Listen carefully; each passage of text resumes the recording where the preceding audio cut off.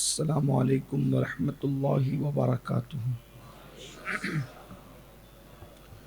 نحمدہ ونصلی ونسلم علی رسولہ الکریم، اما بعد فاعوذ باللہ من الشیطان الرجیم، بسم اللہ الرحمن الرحیم۔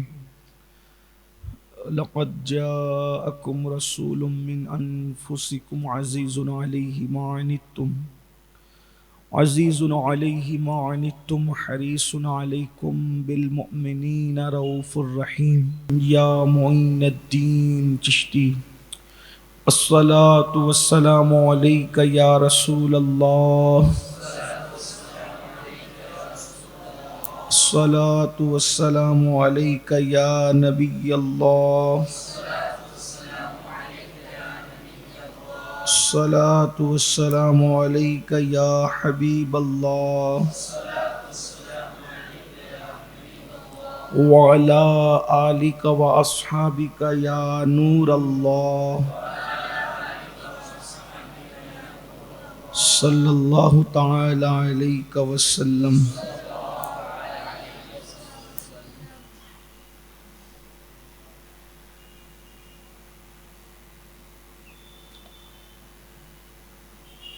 سیرت النبی صلی اللہ علیہ وآلہ وسلم کا درس ہمارے اس اجتماع میں جاری ہے، اور یہ تیسری نشست ہے، اور اس میں دوسری قسط کے حوالے سے حضور اکرم صلی اللہ علیہ وآلہ وسلم کے آبائے کرام کا ذکر ہو رہا ہے، چونکہ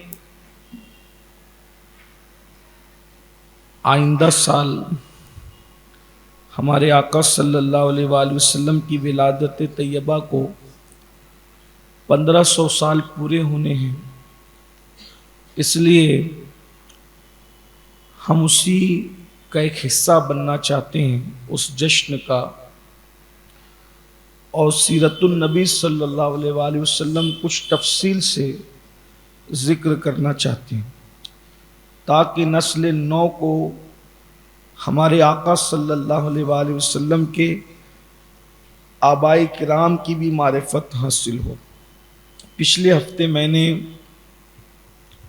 بہت تفصیل کے ساتھ حضور اکرم صلی اللہ علیہ وآلہ وسلم کے خاندان کے بزرگوں کے ایمان پر اور ان کی خوش عقیدگی پر معروضات پیش کیے تھے۔ اب چونکہ آپ نے یہ بھی سماعت کیا ہے کہ آقا کریم صلی اللہ علیہ وآلہ وسلم جب بھی اپنا نسب نامہ بیان کرتے تھے تو حضرت عدنان تک آ کر کے رک جاتے تھے۔ یہ جو عدنان ہے، یہ آقا کریم صلی اللہ علیہ وآلہ وسلم کے داداؤں میں سے 21ویں دادا ہے، اور یہ جناب عدنان اور آقا کریم صلی اللہ علیہ وآلہ وسلم کی ولادت کے درمیان تقریباً 1000 سے 1100 سال کا فاصلہ ہے۔ حضرت عدنان کا زمانہ وہ زمانہ تھا جو دور بخت نصر کا تھا۔ بخت نصر کے دور میں حضرت سیدنا عدنان موجود تھے، اور اس دور میں 2 انبیاء کرام تھے۔ انبیاء تو اور بھی ہو سکتے ہیں، لیکن ہمیں جو یہ بات پتہ چلی کہ جب بنی اسرائیل کو ان کے درمیان جب اختلافات ہوئے اور بیت المقدس کو جب تخت و تاراج کیا گیا، تخت جب اس کو یعنی کہ ویران کیا گیا اور اس کو تباہ کیا گیا، تو اس کو تباہ اور برباد کرنے والا شخص بخت نصر تھا، اور یہ بڑا بدترین اور بڑا ظالم اور انتہائی جابر انسان تھا۔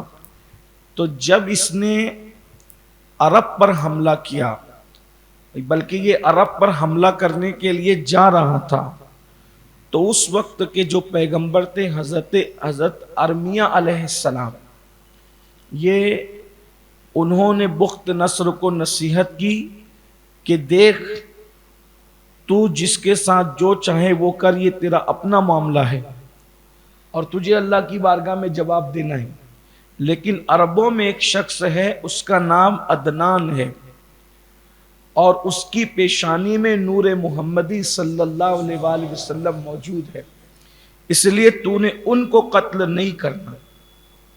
اور پھر آپ کی یہ نصیحت کا، حضرت ارمیہ علیہ السلام کی نصیحت کا یہ اثر ہوا کہ بخت نصر نے عربوں میں سے بہت لوگوں کو قتل کیا، لیکن حضرت سیدنا عدنان کو اس نے قتل نہیں کیا۔ اس طرح حضرت عدنان بچ گئے۔ یعنی کہ یہ بات آپ کے ذہن و دماغ میں آنی چاہیے، یا جو لوگ بھی سن رہے ہیں جن تک اللہ تعالیٰ اپنے کرم سے یہ پیغام پہنچا دے کہ حضور اکرم صلی اللہ علیہ وآلہ وسلم کے نور اقدس کی یہ کراماتی تاثیر ہر دور کے اندر جو ہے وہ لوگوں کو یعنی کہ دل و دماغ پر چھاتی رہی، مشام جاں کو معطر کرتی رہی، اور ہر دور میں آبائے حضور کے آبائے کرام کی عزت رہی، احترام رہا، تعظیم رہی، توقیر رہی۔ اس کے بعد جناب عدنان کے گھر 2 بیٹے پیدا ہوئے، ان میں سے ایک صاحبزادے، ان کا نام تھا حضرت معید، یہ بھی حضور علیہ السلام کے آباء و اجداد میں سے۔ اب یہاں لوگ یہ بھی کہتے ہیں کہ بھئی ہمیں کچھ نئے نام چاہیے، تو یہ نام بھی تو رکھے جا سکتے ہیں، عدنان نام رکھا جا سکتا ہے، معید نام رکھا جا سکتا ہے، قیدار نام رکھا جا سکتا ہے، مدر نام رکھا جا سکتا ہے، کنانہ نام رکھا جا سکتا ہے۔ یعنی کہ یہ بات یاد رکھنا کہ دنیا ہمیشہ نئی ہو کر پھر پرانے کی طرف لوٹتی ہے، نئی ہو کر پھر پرانے کی طرف لوٹتی ہے، اور وہ چونکہ پرانا ان کے ذہن میں نہیں ہوتا، تو جب وہ پرانے کی طرف لوٹتی ہے تو وہ اسی کو نہیں کہتے۔ جیسے ایک مثال کے طور پہ، کوئی ہنسی مذاق کی بات نہیں، آپ کا ذہن بنے یا سننے والوں کا، پرانا نیا کیسے ہوتا ہے؟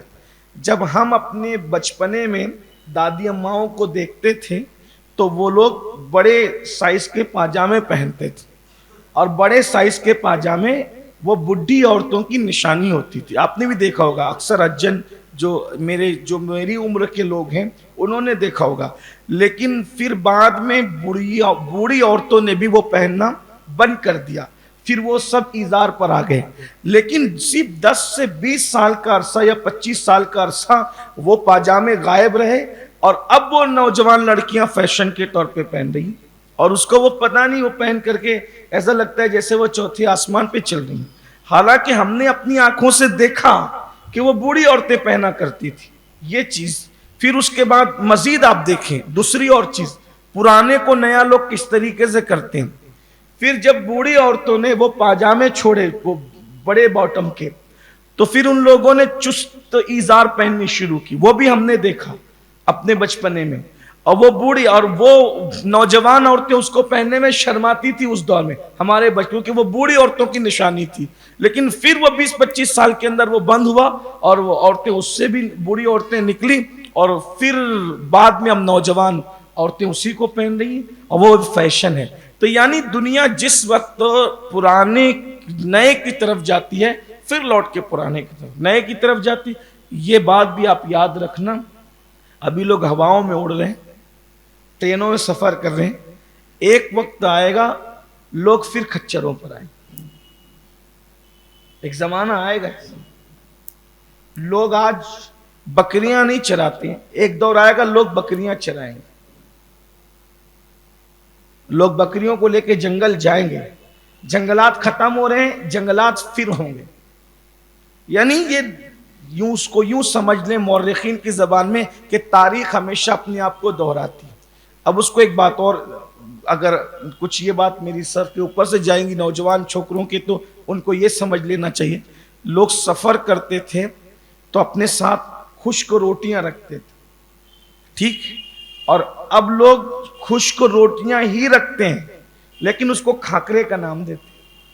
وہ میڈیکل میں ملتی ہے دکانوں پہ، فنسان کی دکانوں پہ وہ پتلی پتلی ہوتی ہے، سوکھی ہوتی ہے، حالانکہ وہ دونوں کا مقابلہ نہیں ہو سکتا. بہرحال اگر دونوں کو چیک کریں تو وہ جو سوکھی روٹی کی جو طاقت ہے وہ اس میں نہیں ہے. تو ہر مرتبہ ایسے ہی ہوتا ہے کہ لوگ بہت نئے کی طرف جاتے ہیں، پھر نئے کی طرف جانے کے بعد وہ لوٹتے ہیں. تو اگر آپ کو نئے نام چاہیے تو یہ نام جو لوگوں نے رکھنا چھوڑ دیا ہے، آپ ان ناموں کو پھر رکھیں. اس لیے کہ ہمارے معاشرے میں تب یہ نام ہے نہیں، اور جب ہے نہیں آپ یہ نام رکھیں گے تو آپ کے بچے سے لوگ پوچھیں گا یہ نام کس نے رکھا؟ میرے ابا نے رکھا، میرے دادا نے رکھا، میرے نانا نے رکھا، میرے فلاں نے رکھا. تو یہ نام کس نے رکھا اور کیسے رکھا؟ تو پھر بتائیں گے کہ یہ نام اس لیے رکھا کہ یہ نام حضور کے آبا و اجداد کے نام تھے. اسی بہانے آپ کے گھر میں وہ نام بھی گونجیں گے. بھائیوں، ناموں کی بہت برکت ہوتی ہے. یہ اللہ والوں کے نام آپ اپنے بچے کے حوالے سے پکاریں گے، لیکن اصل نام تو وہ ہے نا، اس کی اپنی تاثیر ہوتی ہے، اثر ہوتا ہے. ناموں میں بہت تاثیر ہوتی ہے. بہرحال میرا عنوان وہ نہیں ہے، بات دور نکل جائے. تو پھر حضرت معید کا دور آیا. تو حضرت معید کے زمانے میں پھر جو ہے وہ بخت نصر نے حملہ کیا، لیکن وہ حضرت عدنان کو جو ہے وہ اس نے کچھ کیا تو نہیں تھا، لیکن حضرت معید کو گرفتار کر لیا گیا. وہ دور تھا حضرت یوحنا کا دور. حضرت یوحنا علیہ السلام کو یہ وحی کی گئی کہ یہ جو معید نام کا شخص بخت نصر نے گرفتار کیا ہے تو اس معید کو جو ہے وہ آپ چھڑا کر کے لائیں، اس لیے کہ وہ خاتم النبیین کے داداؤں میں سے. تو حضرت یوحنا پھر تشریف لے گئے بخت نصر کے پاس اور بخت نصر سے کہا کہ بھئی آپ ان کو چھوڑ دو. ویسے حضرت معید کا جب بخت نصر کے لشکر سے مقابلہ ہوا، حالانکہ وہ تھے ہی 12-14 سال کے. آپ غور فرمائیں، یہ بھی آپ کو پتا ہونا چاہیے، جیسے شرافت، نسب، حسن، دولت اس خاندان کا وتیرہ ہے، ویسے اس خاندان کا بہادری بھی وتیرہ ہے. یعنی اس خاندان میں کوئی بزدل ہوا ہی نہیں ہے. اب چونکہ میں حضور کے آبائے کرام کا ذکر پڑھ رہا ہوں تو یہی آبائے کرام تو حضرت علی کے بھی ہیں.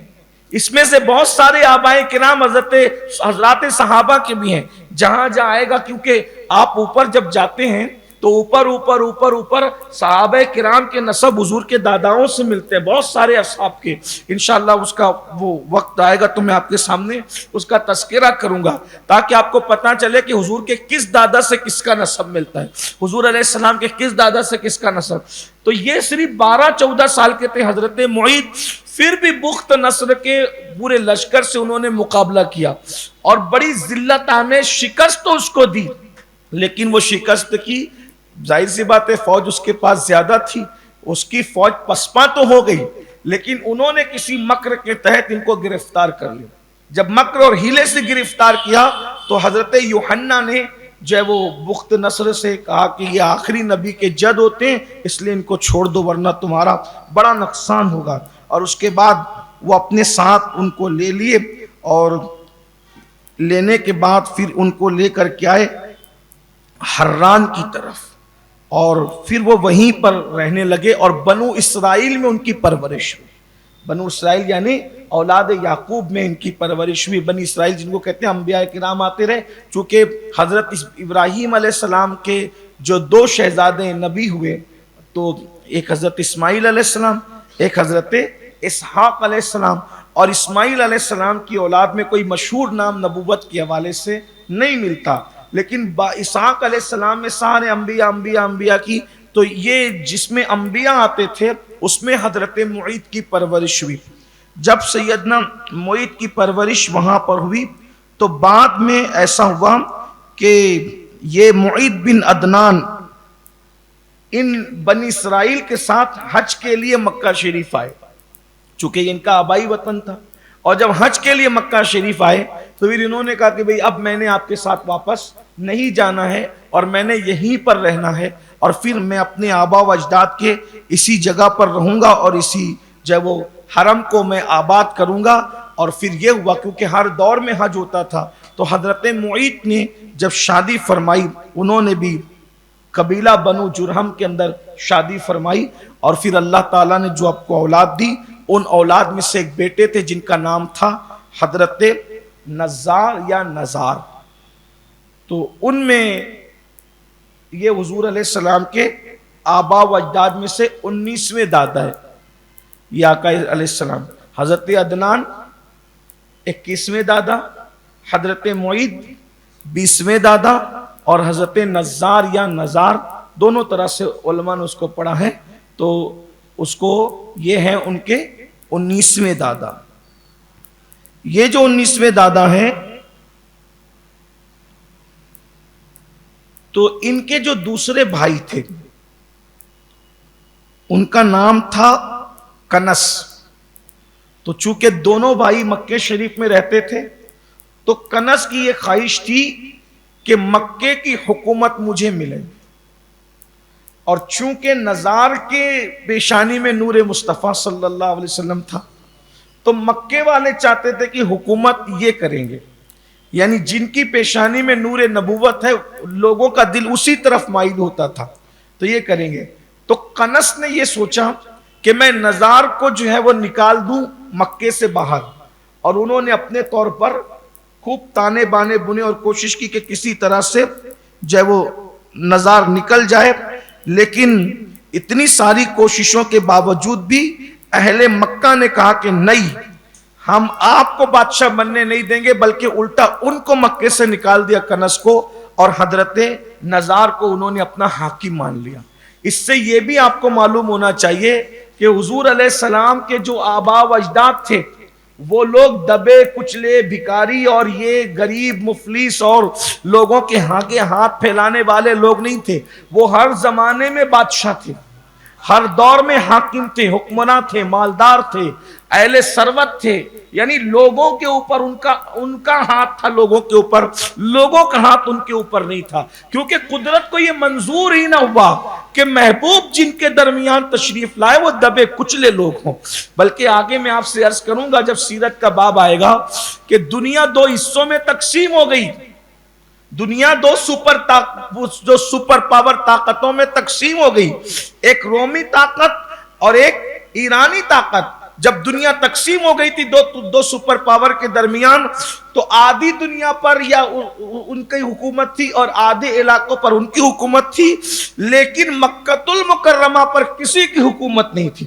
جہاں محبوب پیدا ہوگا وہ علاقہ کسی کا غلام ہی نہیں ہوگا. نہ یہاں ایرانی حکومت کر سکے نہ رومی حکومت کر سکے حضور علیہ السلام کی ولادت سے پہلے. یعنی یہ مکۃ المکرمہ کی زمین آزاد سرزمین تھی اور اللہ تعالیٰ نے ان کو بہادری سے نوازا تھا. پھر جناب نزار کی جو ہے شادی ہوئی، اور ان کی شادی کے بعد ان کے یہاں 4 بیٹے پیدا ہوئے. ان میں سے ایک صاحبزادے ان کا نام تھا مدر.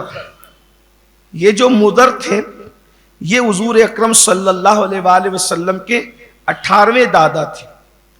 اور جناب مدر وہ تھے کہ ان کے والد معید نے جتنی سرخ چیزیں تھی 4 بیٹوں کے اندر انہوں نے حصہ تقسیم کیا. تو ان کے حصے کا طریقہ یہ تھا کہ جتنی سرخ چیزیں تھی، یعنی سونا، درہم، سرخ چمڑے، یعنی جن جن چیزوں پر سرخ چیزوں کا اطلاق آتا ہے وہ ساری سرخ چیزیں آپ نے اپنے بیٹے مدر کو دے دی تھی. تو یہ حضرت مدر کے پاس اتنی دولت اور جو ہے وہ یہ سب کچھ تھا کہ آپ بہت اس دور کے مالداروں کے اندر تھے. اور آپ کی شان یہ تھی کہ حضرت مدر وہ ہے کہ ہدی خانی کا رواج آپ نے شروع کیا. ہدی کس کو کہتے ہیں؟ آپ لوگوں کو جو لوگ تاریخ جو نہیں پڑھتے یا جنہوں نے عام طور پہ ناولوں کا مطالعہ نہیں کیا ہوگا ان کو نہیں پتا ہوگا، لیکن میں آپ کو بتاتا ہوں. ہدی کہتے ہیں جب جنگل میں سفر کیا جاتا ہے تو اونٹ کو جو چلتے ہیں تو اونٹ کو چلانے کے لیے اور دوڑانے کے لیے خوش آوازی کے ساتھ کچھ کلام پڑھے جاتے ہیں. تو ان کلام کو سن کر اونٹ مست ہوتے ہیں اور مست ہو کر کے پھر وہ دوڑتے ہیں سفر کے اندر. اس کو کہتے ہیں ہدی خوانی. یعنی جب قافلے سفر کرتے تھے تو ان کے اوپر جو سوار لوگ ہوتے تھے وہ کلام پڑھتے تھے خوش آوازی میں. آپ غور کریں خوش آوازی کی جادو کتنی ہے کہ جانور پر بھی اثر کرتی ہے, اور شاعری کی تاثیر کتنی ہے کہ جانور بھی مست ہوتا ہے. شاعری سن کر, کلام سن کر, اچھی آواز سن کر جانور بھی مست ہوتا ہے. تو یہ جو ہدی خوانی کا سلسلہ جس نے شروع کیا ہے یہ حضرت سیدنا مدر ہے.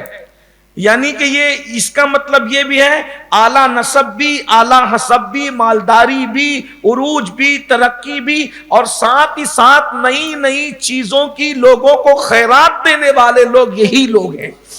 اب بتائیں یعنی کہ ان کی آواز کو سن کر اونٹ مست ہوتے. بھائی اس سے پہلے لوگوں کو یہ خبر ہی نہیں تھی کہ اونٹ بھی مست ہوتے کسی انسان کی آواز سن کر.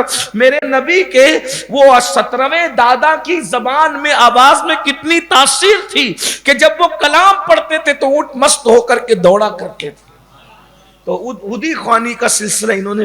اور ایک بات اور خوبصورت آتی ہے جو کتابوں میں موجود ہے, جب یہ حج کو جاتے تھے حضرت مدر جب حج کرتے تھے تو ان کی پیٹھ میں, حضرت مدر ان کی پیٹھ میں سے آواز آتی تھی لبیک اللہم لبیک. بعض لوگوں نے حضرت مدر کی بجائے ان کے بیٹے حضرت الیاس کے لیے لکھا ہے کہ ان کی پیٹھ سے آواز آتی تھی. اب بزرگوں نے فرمایا وہ آواز جو پشت سے آتی تھی وہ سید الانبیاء محمد الرسول اللہ کی طرف سے ہو. تو حضرت مدر کے 2 بیٹے تھے, ان میں سے ایک بیٹے کا نام الیاس تھا. یہ حضور اکرم صلی اللہ علیہ وآلہ وسلم کے داداؤں میں سے حضرت مدر 18ویں دادا اور حضرت الیاس 17ویں دادا. اور یہ جو حضرت الیاس تھے انہوں نے بھی سب سے پہلے ہدی کے جانور کی شروعات انہوں نے کی. ہدی آپ نے وہ ہدی سنی, یہ ہدی ہے. ہدی کس کو کہتے ہیں؟ قربانی کے جو جانور حرم میں بھیجے جاتے اس کو ہدی کہتے ہیں. تو یہ جو جانور سلسلے کا قربانی کے لیے بھیجنے کا حرم میں سلسلہ ہے یہ حضرت سیدنا الیاس نے کیا ہے جو حضور اکرم صلی اللہ علیہ وآلہ وسلم کے 17ویں دادا ہے. اب یہ جو ہے ابن خلدون لکھتے ہیں کہ قبیلہ بنو غطفان, قبیلہ حوازن, یعنی کہ حلیمہ سعدیہ کا جو قبیلہ ہے یہ حلیمہ سعدیہ کا بھی نسب اور اس کے قبیلے کا نسب اوپر جا کر حضرت الیاس سے مل جاتا ہے. یعنی حلیمہ سعدیہ کا بھی نسب اوپر جا کر کے حضرت الیاس سے ملتا ہے, وہ اوپر جا کر حضرت حضور علیہ السلام کی آبا و اجداد کی اولاد میں سے ہو جاتی ہے. اسی طریقے سے بنو ثقیف, بنو سلیم, یہ سب جو قبیلے ہیں, اسی طرح سے بنو سعد بن بکر, یہ سارے قبیلے حضرت سیدنا الیاس علیہ السلام کی اولاد میں سے ہوتے ہیں. تو الیاس علیہ السلام کے جو بیٹے تھے ان کی تعداد 3 بتائی جاتی ہے. ان میں سے ایک بیٹے کا نام تھا مدرکہ, اور یہ جو مدرکہ تھے یہ حضور علیہ السلام کے 16ویں دادا ہے. اور ان کو مدرکہ, اصل میں ان کا جو صحیح نام تھا وہ امر تھا. لوگ اس کو امرو پڑھتے ہیں, لیکن ہمارے علماء بتاتے ہیں کہ جب عمر پر واو لگ جائے گا تو اس کو کیا پڑھیں گے؟ امرو نہیں پڑھیں گے بلکہ امر پڑھیں. بعض مرتبہ ایسا ہوتا ہے کہ جو کچھ چیزیں پڑھی نہیں جاتی, جیسے ہم لکھنے میں لکھتے ہیں بالکل, لکھنے میں کیا لکھتے ہیں؟ بالکل, لیکن اس کو کیا پڑھتے ہیں؟ بالکل. اسی طریقے سے ہم لکھتے ہیں پنکھا, لیکن اس کو کیا پڑھتے ہیں؟ پنکھا. ابھی میں اس کو اس لیے بتا رہا ہوں کہ کچھ دنوں پہلے انٹرنیٹ پر کچھ لوگوں کا جھگڑا اسی لیے ہو رہا تھا کہ کربلا میں فلاں صاحب کو جو وہ امرو کہیں کہ امر کہیں یا عمر کہیں. تو ہمارے بزرگوں نے یہی فرمایا کہ جب عمر پر واو آ جائے تو امرو نہیں بلکہ اس کو کیا پڑھیں گے؟ امر پڑھیں گے. یہ فرق ہے. اور اس کو عمر بھی نہیں پڑھیں گے بلکہ کیا پڑھیں گے؟ امر پڑھیں گے. تو یہ حضور اکرم صلی اللہ علیہ وآلہ وسلم کے 16ویں دادا, ان کو مدرکہ کہتے ہیں. لیکن مدرکہ ان کا لقب تھا, اصل ان کا نام تھا امر. اور یہ حضرت الیاس کے صاحبزادے تھے، اور شیخ محقق شیخ عبدالحق محدث دہلوی ان کا مدرکہ نام پڑھنے کی وجہ تسمیہ لکھتے ہیں، فرماتے ہیں کہ ایک مرتبہ خرگوش بھاگا بھاگا جا رہا تھا تو آپ خرگوش کو پکڑنے میں کامیاب ہو گئے۔ حالانکہ جب خرگوش بھاگا کرے تو اس کو پکڑنا آسان نہیں ہوتا۔ کبھی کبھی آپ دیکھیں گے کہ اگر ہم کار چلا رہے اور کار کے سامنے وہ آ جاتا ہے، بھاگنے میں بہت جانوروں میں بڑا ڈرپوک جانور ہے، اسی لیے وہ ایک دم بالکل آنکھ بند کر کے بڑی تیزی سے بھاگتا ہے۔ جب اس کو ایسا لگتا ہے کہ میں پکڑا جاؤں گا تو وہ بہت تیزی سے بھاگتا ہے، اور جب وہ بھاگتا ہے تو پھر وہ اس کے بھاگنے کا انداز بھی بالکل جدا ہوتا ہے، وہ ادھر ادھر کدھر بھی بھاگتا ہے۔ تو حضرت عمرو جو ہے وہ خرگوش پکڑنے میں کامیاب ہو گئے، تو ان کے والد حضرت الیاس نے کہا کہ تو مدرکہ ہے، یعنی تو پالنے والا ہے۔ دوسرے مقام پر شیخ محقق کی لکھتے ہیں کہ ایک وجہ یہ بھی ہے کہ آپ کے پاس اونٹ بہت تھے، اونٹ، تو ایک اونٹ بھاگ گیا تو اس کے پیچھے دوڑ کر کے حضرت عمرو نے اس اونٹ کو پکڑنے میں کامیابی حاصل کی۔ اب یہ اور بڑی بات ہوگی، اس لیے کہ خرگوش پکڑنے سے بڑا کام جو ہے وہ اونٹ بھاگے تو اللہ اکبر۔ حدیث پاک ہے نا کہ شریر اونٹ جتنی تیز نہیں بھاگتا، بھاگنے کے معاملے میں، تیز رفتاری کے معاملے میں شریر اونٹ سے زیادہ قرآن مقدس ہے۔ شریر اونٹ جتنی تیزی سے بھاگتا ہے اس سے زیادہ تیزی سے قرآن مقدس لوگوں کے دل و دماغ سے نکلتا ہے اگر لوگ اس کی حفاظت نہ کریں۔ یہ بھی ایک بات، یعنی حضور علیہ السلام نے جو وہ یہ مثال عطا فرمائی، تو اس سے پتہ چلے کہ اونٹ کتنے بھاگتے ہوں، اور اونٹ سے بھی زیادہ تیز رفتار میں۔ آپ یاد رکھنا، اگر آپ قرآن کی کوئی سورت یاد کر لیں اور اس کو آپ چند مہینے تک نہ پڑھیں تو آپ اس کو بھولنے لگتے ہیں۔ قرآن دماغ سے نکلنے، یاد کرنے میں بہت آسان ہے، لیکن وہ دل و دماغ میں رہنے میں بھی بڑا مشکل ہے۔ بہت سارے حافظ جی لوگ ہیں جو یعنی کہ وہ قرآن یاد کر لیتے ہیں، پھر تراویح نہیں سناتے، 3-4 سال تراویح نہیں سنائی، 5 سال تراویح نہیں سنائی، پھر بعد میں ان کو قرآن یاد رکھنا مشکل ہو جاتا ہے اگر وہ روزانہ تلاوت نہ کریں۔ اسی طرح آپ نے اور یہ بھی آپ کو بتاؤں، اس کو بہت دل پہ لکھنا، اس روایت، اگر قرآن کی کوئی آیت یاد کر لی اور اس کو بھول گئے، اس سے بڑا گناہ کوئی نہیں ہے۔ صوفیہ کہتے ہیں اس سے بڑا گناہ کوئی نہیں۔ جو قرآن یاد کر کے بھول جائے، قیامت کے دن وہ اندھا اٹھایا جائے گا۔ اس لیے اب ہمیں تو پورا قرآن یاد نہیں ہے، تو جتنا آپ نے قرآن یاد کیا ہے اس کو یاد رکھیں، اور اس کو یاد رکھنے کا طریقہ یہ ہے کہ جو آپ نمازیں پڑھتے ہیں، جتنی سنتیں پڑھتے ہیں، تو جو قرآن آپ کو یاد ہے آپ سنتوں میں اس کو ریپیٹ کیا کریں۔ جب آپ اس کو بار بار پڑھتے رہیں گے تو انشاءاللہ وہ آپ کے ذہن سے کبھی اوجھل نہیں ہوگا۔ یہ قرآن کی صورتیں یاد رکھنے کا طریقہ ہے۔ کچھ لوگ انا اعطینا اور قل هو اللہ پر پوری زندگی گزار دیتے ہیں، ایسا نہ کیا کریں۔ پہلے تو قرآن زیادہ یاد کریں، اور جتنا یاد کریں اتنا آپ اس کو صورتوں میں ریپیٹ کریں۔ بھائی ہماری کم سے کم یہ تو ظہر کی تقریباً ہم 8 رکعت پڑھتے ہیں، اگر 8 رکعت میں ہم 8 صورتیں پڑھے تو 8 صورتیں اس میں ہو گئی۔ اس کے بعد جماعت کے ساتھ اگر پڑھ رہے ہیں تو جو وہ 4 صورتیں عصر میں ہو گئی، اس کے بعد جو وہ تقریباً 4 صورتیں مغرب میں ہو گئی، اس کے بعد اسی طریقے سے جو وہ 12 صورتیں عشاء کے اندر ہو گئی۔ کتنی صورتیں روزانہ ریپیٹ ہوگی، اور یہ جتنی ریپیٹ ہوتی جائے گی اتنی تازہ رہے گی۔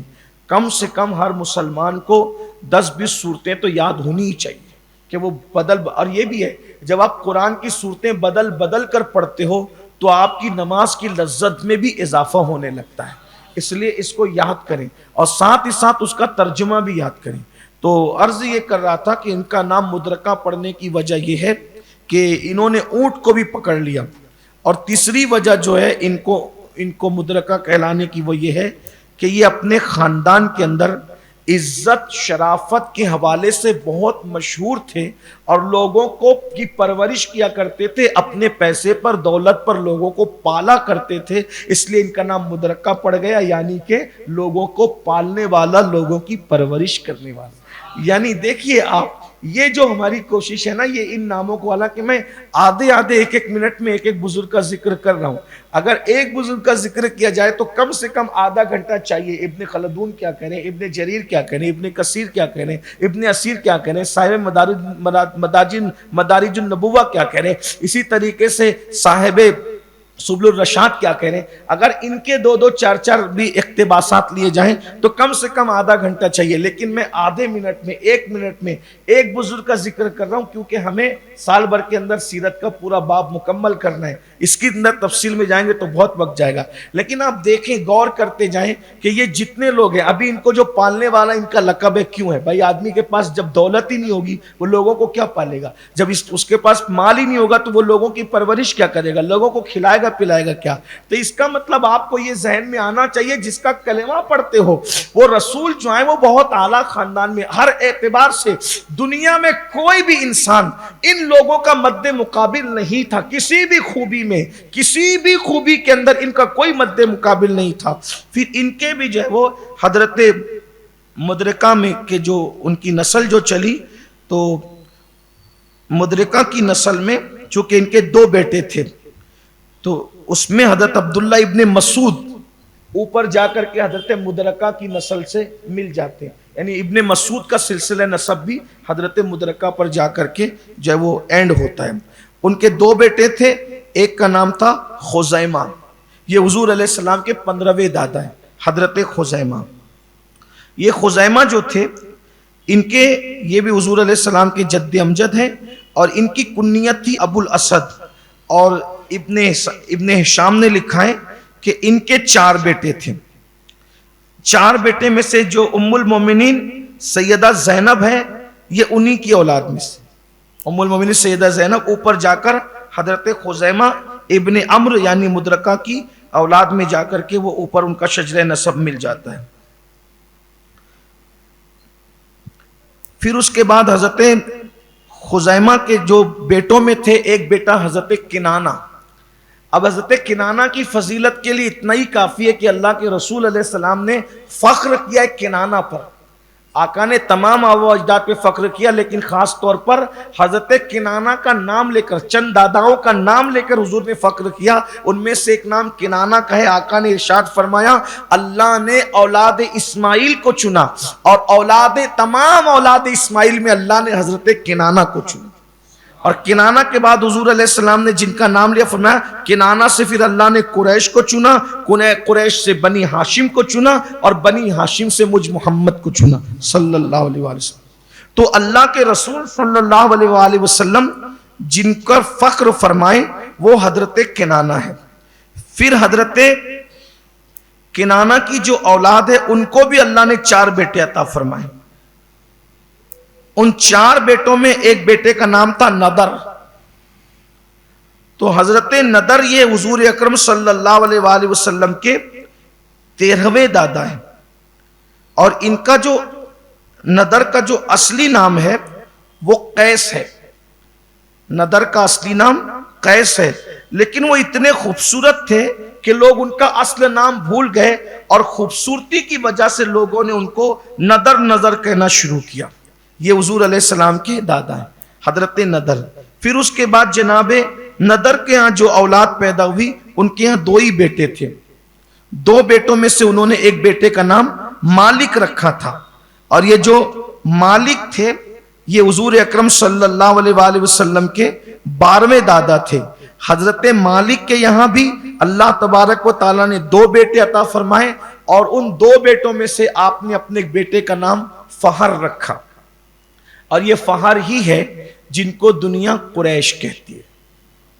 یہ جو حضور علیہ السلام کو قرشی یا قریشی کہا جاتا ہے، تو یہ فہر کی بنیاد پر۔ اب حضرت فہر کو ان کا نام قریش کیسے پڑا؟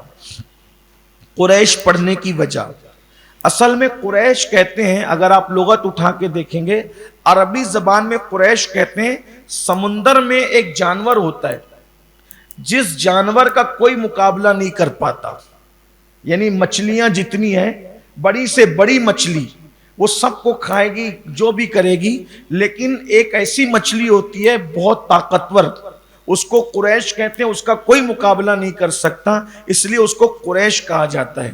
تو ان لوگوں کو قریش کہنے کی وجہ یہ پڑی کہ حضرت فہر جو تھے وہ حسن میں، بہادری میں، طاقت میں، قوت میں بہت زیادہ مضبوط تھے۔ اور ہوا یہ تھا کہ اس دور میں، حضرت فہر کے دور میں یعنی قریش کے دور میں، حسان نام کا ایک حاکم تھا یمن کا۔ اس نے کعبۃ اللہ شریف، یہ یمن والے اس دور میں پہلے سے کعبۃ اللہ شریف پہ جلتے تھے، اور جلنے کی وجہ یہ تھی کہ ایسا نہیں تھا کہ وہ کعبے کو مانتے نہیں تھے، وہ یہ چاہتے تھے کہ کعبہ حجاز میں ہونے، عرب میں ہونے کی بجائے، یعنی وہاں ہونے کی بجائے، مکۃ المکرمہ میں ہونے کی بجائے کعبے کو یمن میں ہونا چاہیے۔ اب بھائی اللہ رب العزت کی مرضی، اس نے جس کو جہاں بنانا تھا بنا دیا، بنوانا تھا بنوا دیا اللہ رب العزت نے۔ اور چونکہ کعبۃ اللہ شریف ہمارے عقیدے کے مطابق زمین کے سینٹر پوائنٹ میں، یعنی جو پوری زمین ہے، جو اس کا مرکزی نقطہ ہے، وہاں پر کعبۃ اللہ شریف۔ اسی لیے آپ دیکھیں گے کہ پوری جو دنیا ہے، تو پوری دنیا کی جو صف لگتی ہے تو ہمیں ایسا لگتا ہے کہ ایسے لمبائی میں لگتی ہے، لیکن لمبائی میں نہیں لگتی، وہ گول لگتی۔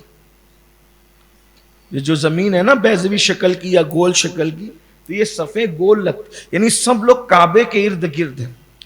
یہ تو زندہ لوگ ہیں جو کعبے کے ارد گرد کھڑے ہیں نماز میں، لیکن جو مردے ہیں وہ بھی ایسے دفن ہوتے ہیں کہ ان کے چہرے کعبے کی طرف ہیں۔ تو پوری دنیا کے جتنے مردے ہیں، اگر آپ اس کو کبھی دیکھیں تصور میں، تو وہ سب بھی کعبے کے طواف میں۔ مثال کے طور پہ یہاں کے لوگ سب ادھر رخ کیے ہوئے، آگے کے لوگ ادھر رخ کیے، ادھر کیے، ایسے پوری دنیا جب گھومتی ہے تو ساری دنیا کے مومن مردوں کے چہرے کعبۃ اللہ شریف کی طرف ہے۔ یعنی اگر تصور میں دیکھیں تو وہ بھی ایک سرکل چل رہا ہے کعبے کے ارد گرد، کعبۃ اللہ شریف، کعبۃ اللہ شریف۔ اس کی برکتیں ہیں، اللہ کا گھر ہے دنیا کے بت قدوں میں، پہلا وہ گھر خدا کا، ہم پاسماں ہیں اس کے، وہ پاسماں ہیں۔ جانور بھی اس حرم کا احترام کرتے ہو، اگر شکاری جانور اس میں داخل ہو جائے تو درندے اس پہ حملہ نہیں کرتے، یہ کعبۃ اللہ شریف کی شان ہے، حرم محترم کا احترام ہے۔ تو حسان نام کے اس شخص نے، جو یمن کا حاکم تھا، اس نے چاہا کہ میں مکے کا کعبہ گرا دوں، اور مکے کا کعبہ گرا کر اسی ملبے کو میں اٹھا کر کے لے جاؤں، اور لے جا کر کے میں وہاں کعبہ اسی سے بنا، کعبہ اسی سے بنانا ہے، کعبہ ہی بنانا ہے، لیکن مکے والا کعبہ توڑ کر شہید کر کے اپنے وطن یمن میں کعبہ بنانا ہے۔ اور وہ اس ارادے سے آیا۔ حضرت قریش کو پتا چلا، فہر کو، تو انہوں نے بہت جم کے مقابلہ کیا، اس کی فوج کو شکست دی اور اس کو قید میں ڈال دیا۔ 3 سال تک اس کو قید میں رکھا، اور جب اس نے وہ پشیمانی کا اظہار کیا تو اس کو قید سے چھڑوایا اور اس کو کہا کہ اب چلا جا۔ جب وہ گیا 3 سال کے بعد نکل کے، تو رستے میں مر گیا۔ جب رستے میں مر گیا تو آپ کی ہیبت، عزت اور آپ کی طاقت اور قوت کا بڑا وہ تنتنا ہوا اور پوری شہرت ہوئی۔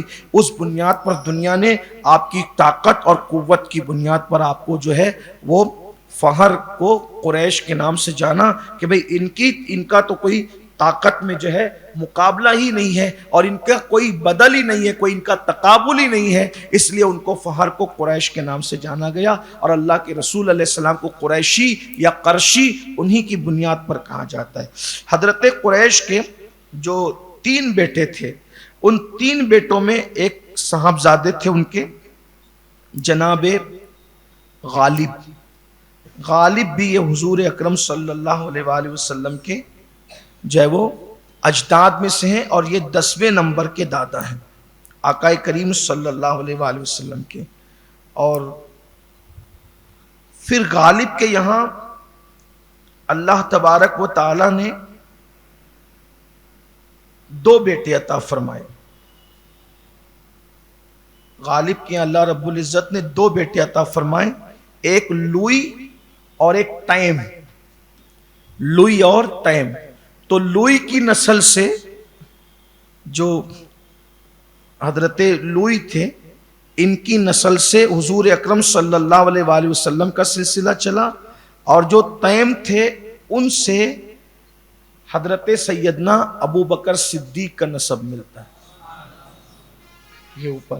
بعض لوگوں نے ان کی بجائے حضرت مرہ کا بھی تذکرہ کیا کہ نیچے اور دو دادا کے بعد ان کا تذکرہ کیا ہے کہ حضرت صدیق اکبر کا نسب ان سے ملتا ہے. لیکن اگر مرہ سے بھی نسب ملتا ہے تو بہرحال جو ہے وہ تیم سے تو نسب ملنا ہی ملنا ہے، چونکہ وہاں سے وہاں تک یہ سلسلہ جاتا ہے.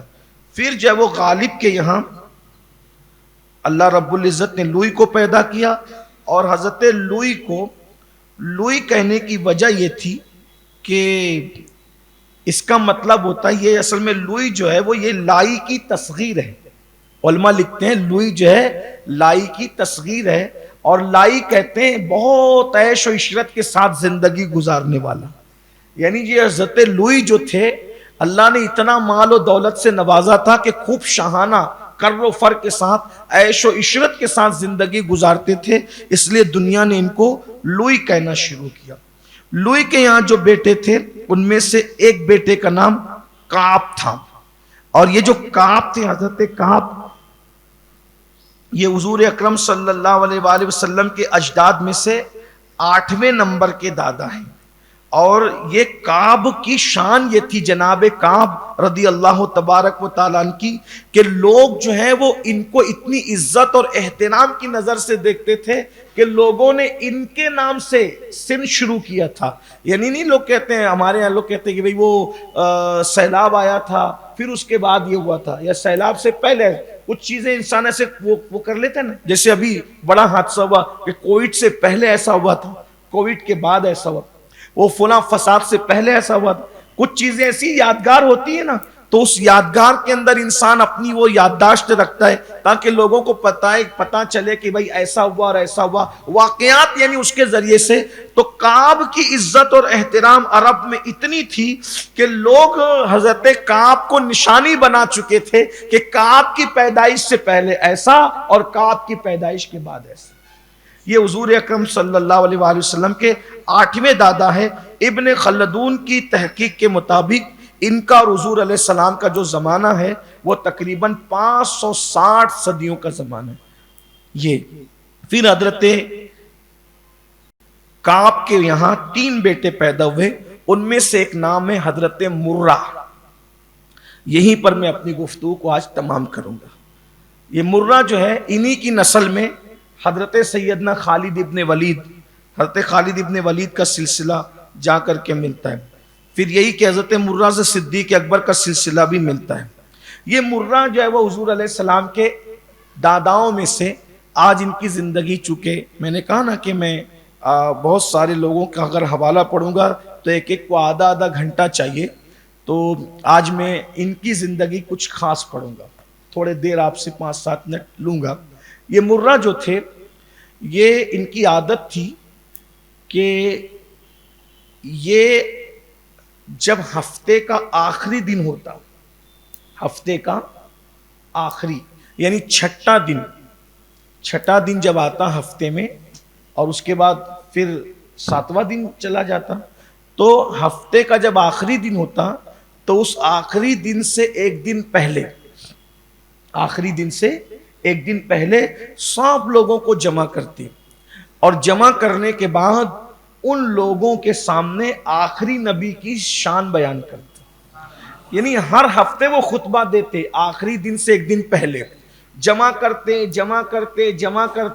تو وہ جمع کی وجہ سے جمعہ ہو گیا. یہ حضرت مرہ کی برکت ہے، یہ جمع نے جمعہ کیا. اور پھر سبحان اللہ کیا شان ہوئی کہ یہ جو جمع ہے، وہ جمع سے جو جمعہ ہوا، آج بھی مسلمان جمع ہوتے ہیں. پوری دنیا کے اندر مسلمان کہیں رہے، کہیں کوئی گھر میں رہے، کوئی دکان میں رہے، کوئی مکان میں رہے، کوئی ادھر رہے، کوئی ادھر رہے، لیکن جب جمعہ کی اذان ہوتی ہے، اذا نودی للصلاۃ من یوم الجمعہ فاسعوا الی ذکر اللہ وذروا البیع ذلکم خیر لکم ان کنتم تعلمون. اللہ رب العزت ارشاد فرماتا ہے کہ جب جمعہ کی اذان ہو، تمہارے کان میں جمعہ کی اذان پہنچے، تو اس وقت ساری خرید و فروخت بند کر دو اور اللہ کے ذکر کے لیے دوڑ پڑو، تمہارے لیے بہتر ہے اگر تم جانو. تو آج بھی مسلمان جمع ہوتے ہیں اور سب جمع ہوتے ہیں، بلکہ یہاں تو میں کہتا ہوں کہ اجتماعیت کا جو نظام اللہ نے ہمارے یہاں رکھا ہے وہ کہیں نہیں. لوگوں کو جمع کرنے کے لیے لاکھوں روپے خرچ کرنے پڑتے ہیں، لیکن مسلمان ہر جمعہ جمع ہوتے ہیں. کاش کہ یہ جمع ہونا بامقصد ہو جائے، یہ جو جمع ہونا مسلمانوں کے لیے مفید ہو جائے، کچھ کام کی باتیں ہوں. عام طور پہ لوگ تو ایسا ہے کہ آخری میں آتے ہیں، اور کچھ لوگ جو آ کر کے بیٹھتے ہیں وہ ڈولتے رہتے ہیں نیند کے اندر. اللہ کے بندو مقصد سمجھو، جمع ہوتے ہو تو لوگوں کی خیر خواہی کے لیے جمع ہو، جمع ہوتے ہو تو لوگوں کے فائدے کے لیے جمع ہو، کچھ اچھی باتیں کرو. تو یہ جو حضرت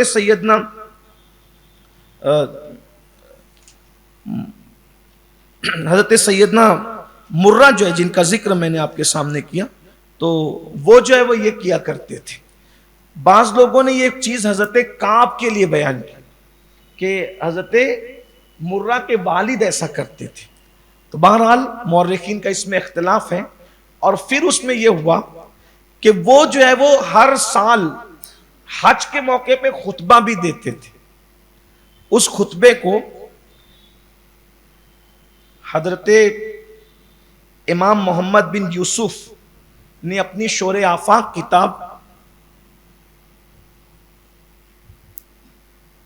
سبل الہدا والرشاد کے اندر نقل فرمایا ہے، اور راوی اس کے ہیں ابو سلمہ ابن عبد الرحمن ابن عوف. حضرت عبد الرحمن ابن عوف کے شہزادے ہیں، اور انہوں نے امام محمد بن یوسف نے جو نقل کیا یہ خطبہ حضرت کعب کی بجائے حضرت مرہ کی بجائے حضرت کعب بن مرہ کے حوالے سے بیان کیا. اس خطبے کی اہمیت کے پیش نظر میں اس کا ترجمہ لفظ بلفظ پڑھتا ہوں. آپ کو پتہ چلے گا کہ حضور علیہ السلام کے داداؤں کے درمیان حضور علیہ السلام کے کیسے چرچے تھے. یعنی ایسا نہیں ہے کہ حضور علیہ الصلوۃ والتسلیم کی تشریف آوری ہو گئی اور حضور کے باپ داداؤں کو پتہ ہی نہیں کہ ہماری نسل میں پیدا کون ہونے والا ہے. یہ چیز انتہائی جو ہے وہ لوگوں نے جو آپ کو پڑھائی ہے، یا لوگ بولتے ہیں کہ کچھ خبر نہیں تھی، کچھ پتہ نہیں تھا، وہ لوگ تو جانتے ہی نہیں تھے کہ وہ نبی ہیں. بھائیو یہ 550 سال پہلے کی بات ہے، حضور کی آمد کے 560 سال پہلے کی بات ہے. اور ابھی تو اوپر جو میں نے ذکر کیا تو وہ لوگ بھی تذکرے کرتے تھے وہ 1000 سال پہلے بھی کہ ہماری نسل میں آخری نبی آئیں گے، اور نام بھی بتاتے تھے ہماری نسل میں خاتم النبیین آئیں گے، ہماری نسل میں ایسے بزرگ آئیں گے. اس طرح وہ ذکر کرتے رہتے تھے. اس کا مطلب یہ ہوا کہ اللہ اکبر، حضور کے آباء و اجداد ہو یا اللہ کے مقبول اور مقرب بندے ہوں، ہر دور میں انہوں نے حضور کی میلاد کا ذکر کیا کہ وہ آئیں گے. بس بات اتنی ہے کہ انہوں نے کہا تھا وہ آئیں گے، اور اللہ نے ہمیں یہ سعادت بخشی کہ ہم کہتے ہیں کہ وہ آ چکے ہیں. باقی آمد کا ذکر وہ بھی کرتے تھے، آمد کا ذکر ہم بھی کرتے ہیں. اس سے پتا چلا کہ الحمدللہ ہم ان کے دین پر ہے جو چنے ہوئے لوگ ہیں، جو اللہ کے مقبول لوگ ہیں. تو اب حضرت کعب بن مرہ کا خطبہ جو موجود ہے، اور اس کو آپ غور سے انہوں نے خطبہ شروع کیا، اور خطبے کے بعد انہوں نے کہا اما بعد. اللہ کی حمد و ثنا کے بعد، حالانکہ اس کے بارے میں بھی کچھ لوگوں کے اقوال ہیں کہ جو ہے وہ اما بعد جو ہے حضور علیہ السلام کی آمد کے بعد یہ کہنا شروع ہوا. اور جو بھی ہو، یہ کوئی ایسی بحث کی بات نہیں ہے. آقا علیہ السلام کی آمد کے بعد تو بہت ساری چیزوں کا آغاز ہوا، اور ظاہر سی بات ہے ساری چیزیں رواج پا گئی، اور بہت ساری چیزوں کو حسن نصیب ہوا، خوبی نصیب ہوئی. پھر کہتا ہوں کبھی کبھی ایسا ہوتا ہے کہ ہمیں پتہ نہیں ہوتا، یہ تو وہ چیز بعد میں کوئی شروع کرتا ہے تو اسی کے نام سے مشہور ہوتی. اور چونکہ ایسا بھی ہوتا ہے کہ باپ داداؤں میں سے کسی نے کیا، پھر رک گئی، پھر کسی بیٹے نے شروع کر دیا، اسی کے نام سے وہ جاری ہو گئی. جنہوں نے بھی کیا بزرگوں نے. بہرحال آج پوری دنیا کے اندر حمد و ثنا کے بعد اما بعد کہا جاتا ہے، یعنی اس کے بعد. اب انہوں نے خطبہ جو پڑھا ہے اس کو سن لے. وہ کہتے ہیں سنو اور یاد رکھو. اب وہ خطبہ پڑھ رہے ہیں، حضرت کعب بن مرہ حضور کے دادا صاحب، حضور کے اجداد میں سے. وہ کہتے ہیں سنو، یاد رکھو، سمجھو، سیکھو. دیکھیں کیا ادبی جواہر پا رہے ہیں. سنو، یاد رکھو، سمجھو، سیکھو. پھر اس کے بعد یعنی کہ خطبہ ایسا سادہ سادہ نہیں ہے. مطلب یہ ہے کہ نسب میں بھی جواب نہیں تھا، تقوی میں بھی جواب نہیں تھا، حسن میں بھی جواب نہیں تھا، دولت میں بھی جواب نہیں تھا، طاقت اور قوت میں بھی جواب نہیں تھا. لیکن وہ لوگ خطبہ دیتے تو اس خطبے کا بھی کوئی جواب نہیں تھا. یعنی وہ لوگ خطیب بھی تھے. کہا نا کہ جو خوبیاں آپ تصور کر سکتے ہیں سب ان میں موجود تھی. یہ میں نے جلدی حضور کے جو داداؤں کا تذکرہ، آج تقریباً 11 داداؤں کا تذکرہ اس لیے کر دیا کہ اب اس کے بعد جو داداؤں کا تذکرہ آئندہ کروں گا اس میں تھوڑا سا آپ سے وقت لوں گا. اس کو سراسری نہیں بلکہ کچھ تفصیل سے، کچھ بزرگوں کی زندگی تفصیل سے پڑھیں گے. تو فرماتے سنو، یاد رکھو، سمجھو، سیکھو. اور اب ادبی جواہر پارے بکھیرتے کہتے ہیں رات کی تاریکی چھا جاتی ہے اور دن کی روشنی پھیل جاتی ہے. قرآن نے بھی ان کا اس طرح کا تذکرہ کیا ہے. یہ نزول قرآن سے پہلے کا خطبہ ہے. یعنی ان لوگوں کی روحیں قرآن سے کتنی قریب رہی ہوگی کہ قرآن بعد میں نازل ہونے والا ہے، لیکن قرآن کے موتیوں کو، قرآن کی روشنی کو یہ پہلے سے محسوس کر رہے ہیں. کہتے ہیں رات کی تاریکی چھا جاتی ہے، دن کی روشنی پھیل جاتی ہے، زمین پنگوڑا ہے، زمین پنگوڑا ہے یعنی جھولا ہے، آسمان پختہ عمارت ہے، پہاڑ میخیں ہیں، ستارے نشانات ہیں. ہائے ہائے ہائے، اندازہ کریں، یہ ان کے الفاظ ہیں. کیا کہتے ہیں؟ زمین جھولا ہے، آسمان پختہ عمارت ہے، پہاڑ میخیں. قرآن نے بھی کہا پہاڑ کو میخیں، قرآن ہے نا، والجبال اوتاد. یہ ان کے کے الفاظ ہیں عربی میں. وہ کہتے ہیں والجبال اوتاد والنجوم اعلام. یہ سب حالانکہ قرآن نے بھی اس کا تذکرہ فرمایا ہے کہ یہ خطبہ حضور کی آمد سے 550 سال پہلے ہو رہا ہے نزول قرآن سے. لیکن قرآن کے الفاظ قرآن کے نزول سے پہلے جو ہے کس طرح روشنی لے کر کے بیان کی جا رہی ہے. یہ حضور کے آبائے کرام ہیں. تو بہرحال کہتے ہیں پہاڑ میخیں، ستارے نشانات ہیں. یہ ساری چیزیں بے مقصد پیدا نہیں ہوئی. دیکھ لو قرآن بھی کہتا ہے نا کہ ہم نے کسی چیز کو بے مقصد 550 سال پہلے حضور کے دادا کے نزول قرآن سے پہلے قرآن کی روشنی کو دل میں محسوس کر رہے گویا. بالکل ایسے ہی جیسے بارش ہونے والی ہوتی ہے تو ٹھنڈی ٹھنڈی ہوائیں چل کے بتاتی کہ بارش آئے گی. تو اس طرح ہدایت کی بات کی جا رہی تھی کہ بھائی اس طرح کی باتیں اب آئے گی تمہارے درمیان. کہتے ہیں کہ یہ ساری چیزیں بے مقصد پیدا نہیں کی گئی تاکہ تم ان تکوینی آیات سے منہ پھیر لو. بعد میں آنے والوں کا حال بھی وہی ہوگا جو پہلوں کا ہوا. یہ فکر بھی قرآن دے رہا ہے. قرآن میں یہ مضمون بھی موجود ہے. کہتے ہیں بعد میں، اس کا مطلب یہ کہ یہ دین ابراہیمی پر تھے، ورنہ آسمانی کتاب سے اگر تعلق نہ ہو تو انسان یہ باتیں کر ہی نہیں سکتا. جو ابراہیم علیہ السلام لے کر آئے تھے آسمانی دین، یہ اسی دین پر تھے. فرماتے ہیں بعد میں آنے والوں کا حال وہی ہوگا جو پہلوں کا ہوا. مرد بھی عورت کی طرح ہے. انسان جوڑا جوڑا اور تنہا فنا کی طرف بڑھ رہا ہے، پس صلہ رحمی کرو. یہ مضمون بھی قرآن میں موجود. یہ سارا مضمون قرآن میں الگ انداز میں موجود ہے. اب میں کوئی تفسیرہ نہیں کرتا، بات اینڈ کی طرف جاتا ہوں. کہتے ہیں پس صلہ رحمی کرو، اپنے وعدوں کو وفا کرو، اپنے سسرال کی حفاظت کرو. حضور کے دادا جان خطبہ دے رہے ہیں. میں کہتا ہوں اصلاح معاشرہ پر اس سے بڑی کیا بات ہو سکتی ہے. اور صلہ رحمی کرو، وعدوں کو وفا کرو، سسرال کی حفاظت کرو. اچھا کچھ لوگ ایسا کرتے ہیں، ماں باپ کی تو تعظیم کرتے ہیں، سسرال والوں کو وہ پتہ نہیں غلام سمجھتے، ریجیکٹ کرتے ہیں. ایسا نہیں. ماں باپ کا بھی احترام ہونا چاہیے، ان کا دل دکھانے سے بھی تباہی آتی ہے. لیکن سسرال والوں کو بھی نظر انداز نہیں کر سکتے، اس لیے کہ سسرال، ساس اور سسر کا مرتبہ بھی ماں باپ کی طرح ہوتا ہے. لوگ ان کو جھڑکتے ہی رہتے ہیں اور وہ فخر سے کہتے ہیں میں تو اپنے سسر کو جھڑکتا ہی رہتا، میں تو یہ کرتا ہوں. ایسا نہیں. ان کی عزت کرنا ہمارے لیے ضروری، احترام کرنا ضروری. لیکن کچھ لوگ ایسے ہیں کہ جو سسرال کو اتنا مانتے ہیں کہ وہ ماں باپ کو چھوڑ دیتے. یعنی لوگ افراط و تفرید کا شکار ہیں. حالانکہ ماں باپ کی طرح تو کوئی ہو بھی نہیں سکتا. ماں باپ بہرحال ماں باپ ہیں، لیکن سسرال کی بھی حفاظت، سسرال کی حفاظت کرو. اور کیا بات کہی ہے. ہائے ہائے. حضور کی پیدائش سے 550 سال پہلے اور آج سے تقریباً کتنے سال پہلے ہیں بھائی؟ حضور کی ولادت کو تب 1500 سال ہونے ہی آ رہے ہیں. 2000 سال پہلے. آج بھی یہ خطبہ پرانا نہیں ہوا ہے. صلہ رحمی کی ضرورت ہمیں نہیں ہے. سسرال کی حفاظت کی ضرورت نہیں ہے، وعدہ وفا کرنے کی ضرورت نہیں. اور پھر آگے کیا کہہ رہے ہیں؟ فرماتے ہیں اپنے مالوں میں اضافہ کرتے رہو، مالدار بنو مالدار. حضور کے دادا جان کہہ رہے ہیں. یہ بات تو حضور علیہ السلام نے ہی فرمائی. غربت کبھی کبھی کفر کی طرف لے جاتی. فرمایا اپنے مالوں میں اضافہ کرتے رہو. اب اس کے اوپر اس کی وجہ بیان کرتے، کیونکہ ان اموال پر ہی تمہاری مروت اور احسان کا دار و مدار ہے. میں اس پہ تفسیرہ نہیں کرنا چاہتا تھا، لیکن میں یہاں رک کر کے تھوڑا تفسیرہ کروں گا. فرماتے کتنی بڑی بات، مالدار بنو، دولت کماؤ، کیونکہ اسی دولت مندی پر تمہاری مروت اور احسان کا دار و مدار ہے. بھائیو غریب آدمی، حالانکہ سب غریبوں کو نہیں کہتا، بعض غریب بہت غیرت مند ہوتے ہیں، لیکن اکثریت 99% غریب آدمی ہمیشہ چاپلوسی کرے گا. اسی لیے اسلام کہتا ہے بھوکے پیٹ اور ننگے بدن والے سے مشورہ نہ لیا کرو، وہ حق مشورہ کبھی دے ہی نہیں سکتا، وہ تو چاپلوسی کرے گا.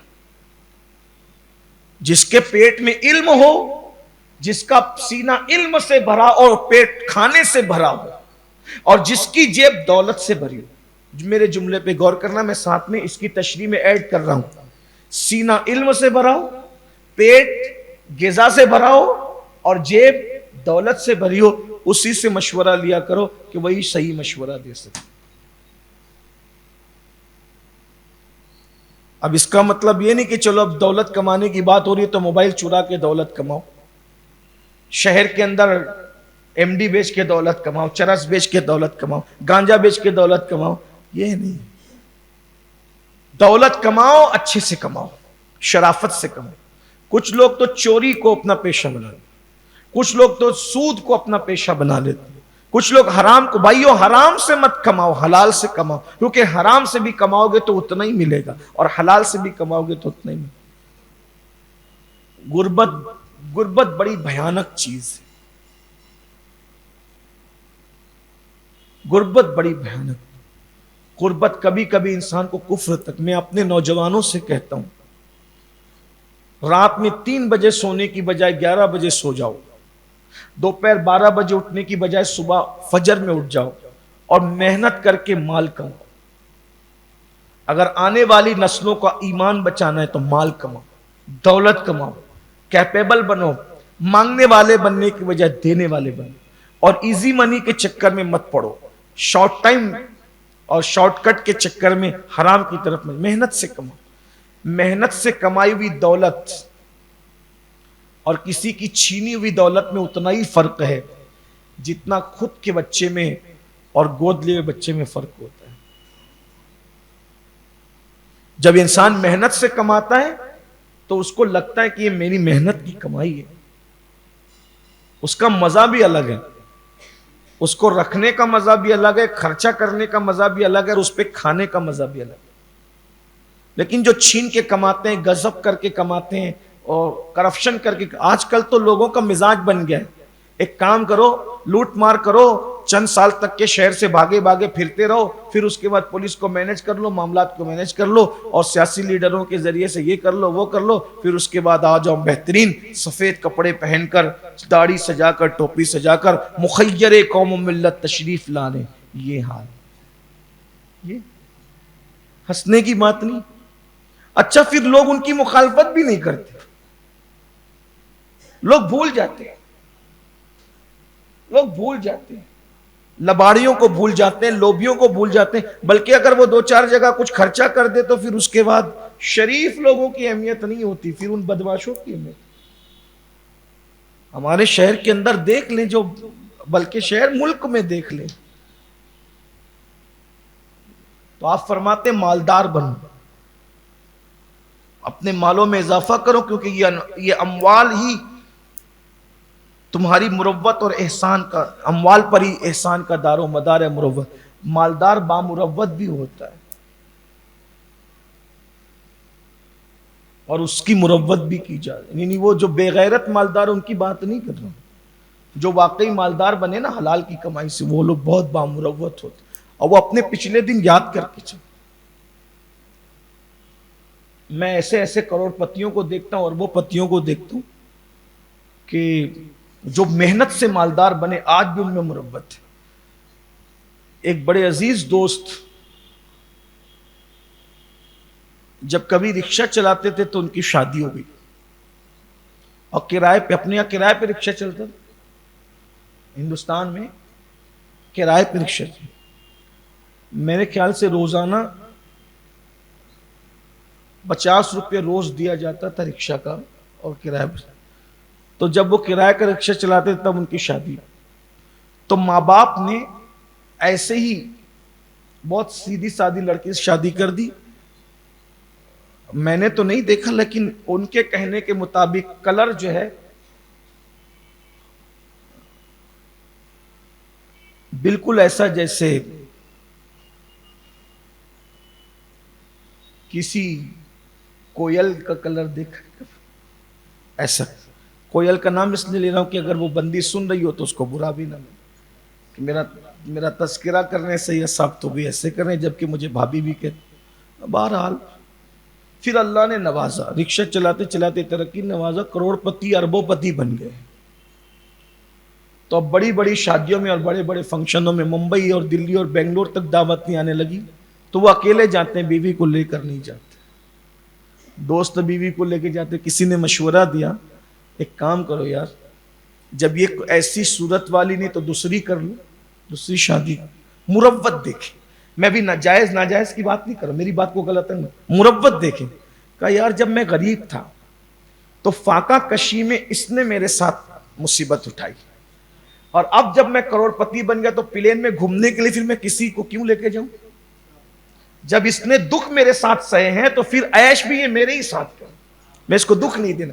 یہ جو پیور لوگ ہوتے ہیں جو واقعی حلال کی کمائی سے ہو، بہت اپنے پچھلے دن یاد کر کے جو مالدار رہتے ہیں، ورنہ پھر تو یہ ہے کہ کوے کا بھی پیٹ بھرتا ہے تو وہ بھی اپنے آپ کو ہنس سمجھنے لگتا ہے، لیکن ایسا نہیں ہے۔ کوا کوا ہی ہوتا ہے، ہنس ہنس ہی۔ کسی شاعر نے بہت اچھی بات کی، اس کا نام مجھے یاد نہیں آ رہا ہے، شاید یہ ہمارے نوجوان جو شاعری سے شغف رکھتے ہیں بتائیں گے، یا اسکول پڑھیں تو ان کی شاعری اسکول میں پڑھائی گئی۔ کہا کہ کم ظرف جب دولت و زر پاتا ہے، کم ظرف جب دولت و زر پاتا ہے، وہ اپنے آپ میں اتراتا ہے۔